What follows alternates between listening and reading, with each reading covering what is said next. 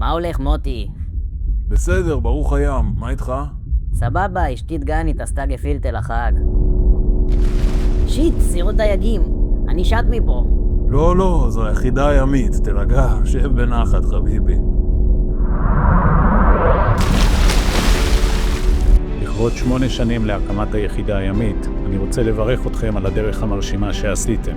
אתם מייצגים מצוינות, מקצועיות ורוח צוות יוצאת דופן, בעשייה היומיומית שלכם, בשיתופי הפעולה עם גופים מובילים ובמחויבות לשמירה על המשאבים הימיים.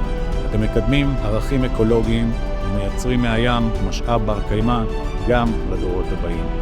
הרוח שלכם היא הרוח במפרשים, ובזכות המסירות, הידע והאהבה לים, אתם מובילים את הרשות קדימה ומהווים השראה. להמשך הצלחה ועוד שנים רבות של עשייה משמעותית, הרבה תודה לכם.